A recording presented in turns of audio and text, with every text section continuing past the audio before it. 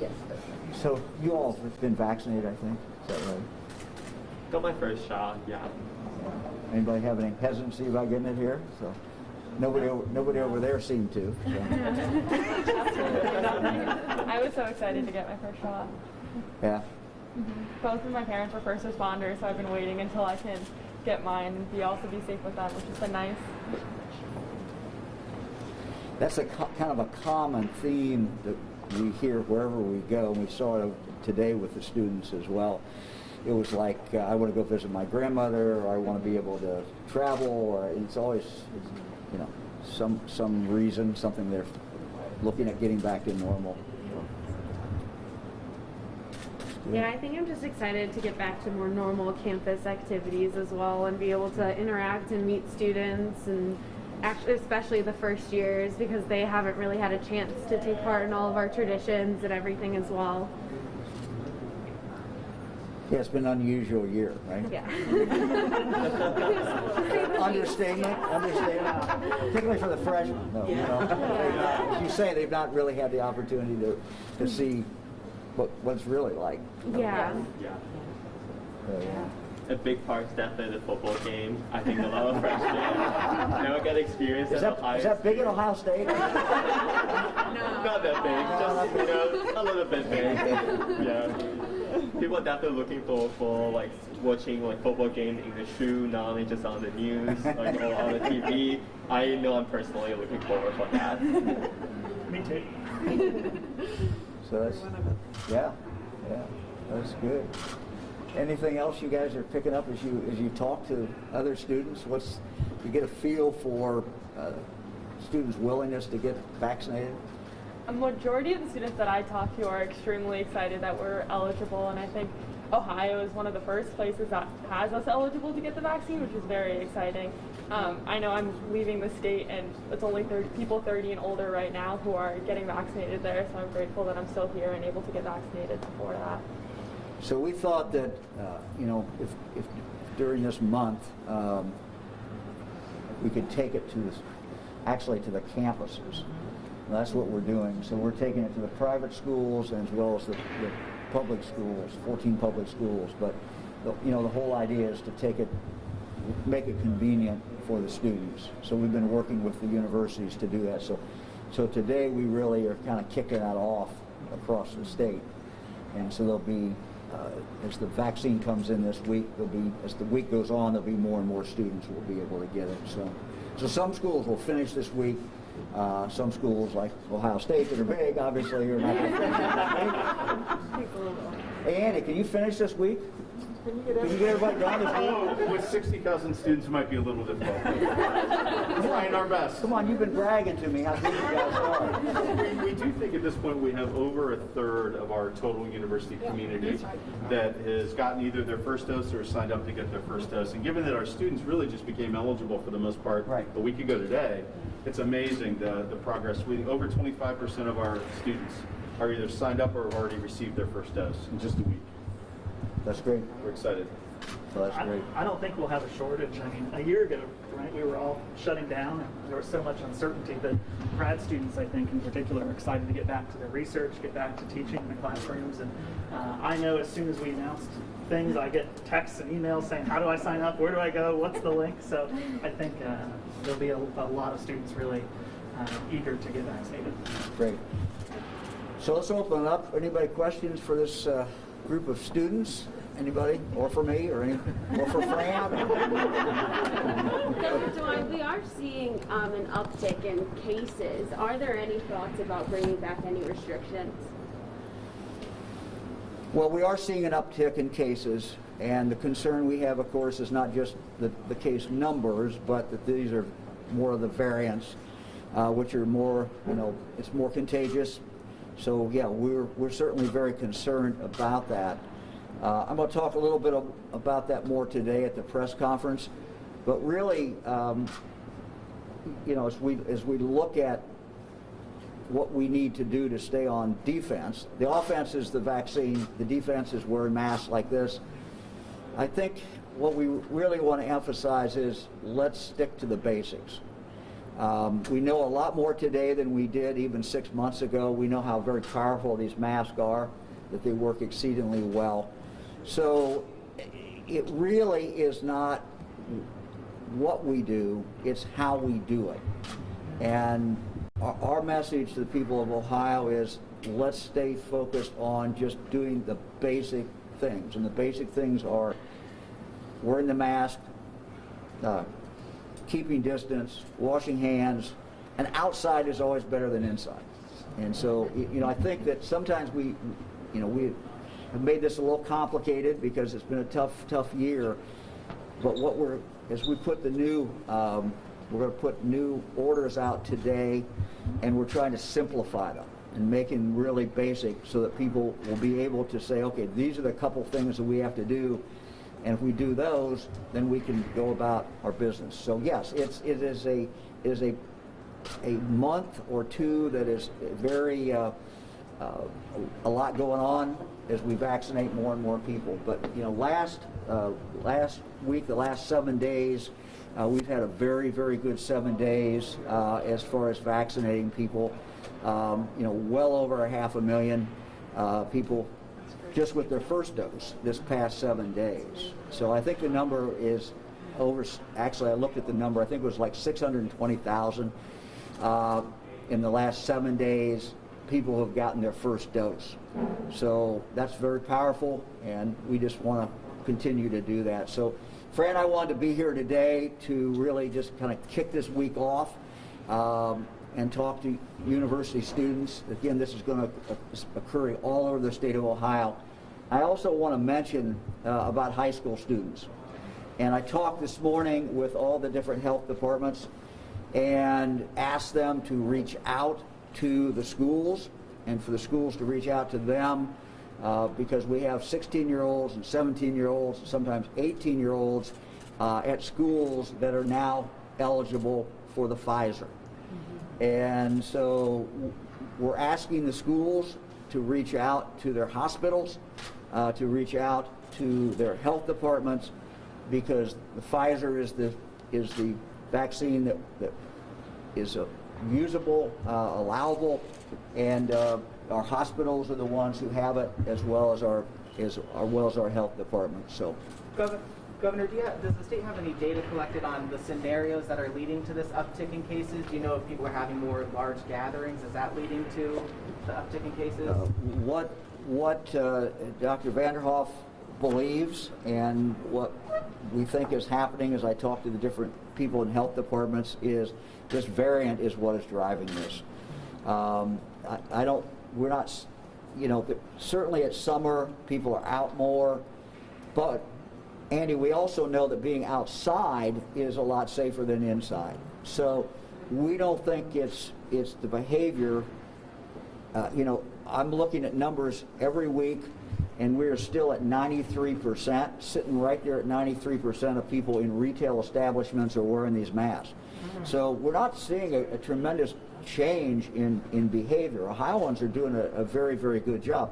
We just have this variant, and it's just more dangerous. It's just much more contagious, and that's what we face. Governor, can you talk about the Johnson & Johnson mix-up, whether or not that's going to impact on all the doses that we're going to get into Ohio? Yeah. And J&J is also the preferred vaccine for those college students as well. Well, certainly the Johnson & Johnson, what happened in the one laboratory manufacturing facility, eventually will impact us, yes. I mean, we would have gotten some of those eventually, but none of them were in line yet. None of them were ready to go. So it doesn't impact, the next few weeks what we will be getting in.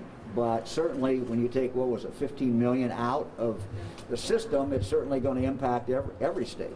Governor, can you speak to the importance of testing in places like college campuses where there is a push to test more?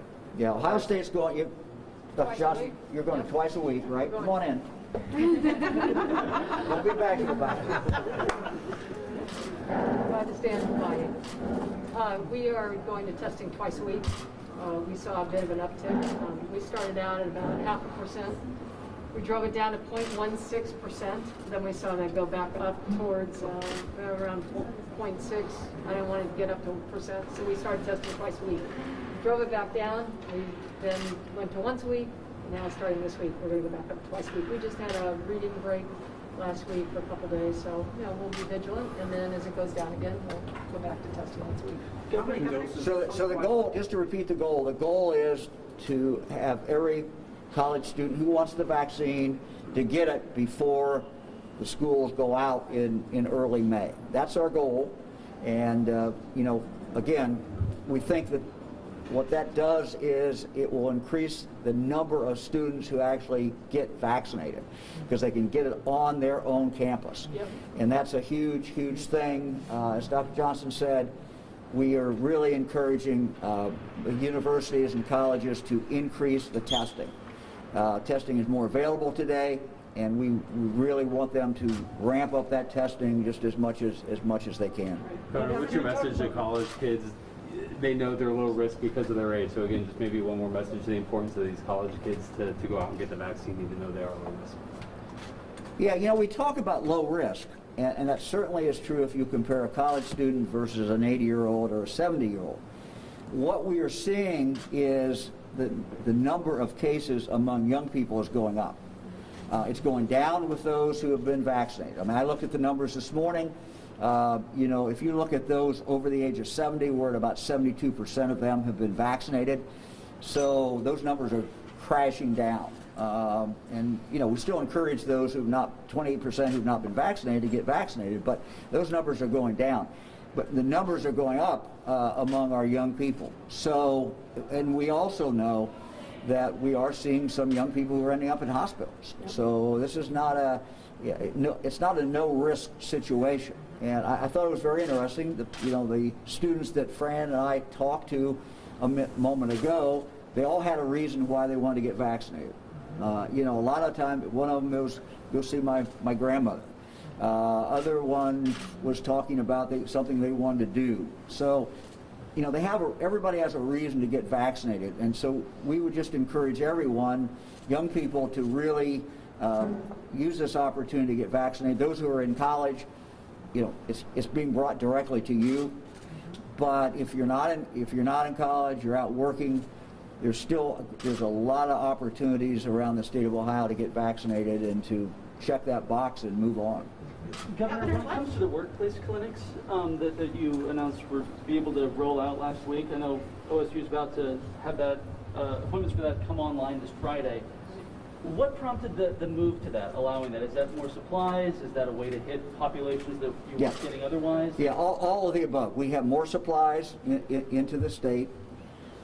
We felt that in the next few weeks that the pressure for the demand would start going less.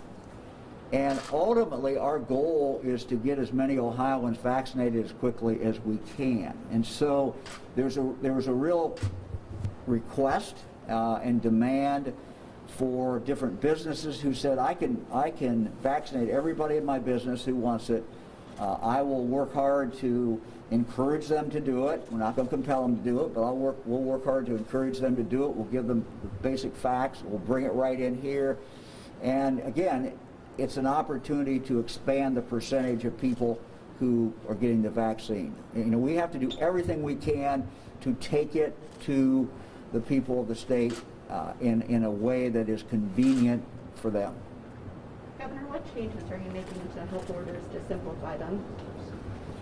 2 o'clock, we'll talk about it. I just thought you could give us a preview now. Look. My summary is this. 4 things we have to do. Again, the most important is wearing the mask. Second is keep some distance. In addition to that, the normal washing of the hands. And the 4th thing is outside is better than inside. So if we can keep those things in mind, those 4 things, we're going to be able to do about anything we want to do this summer.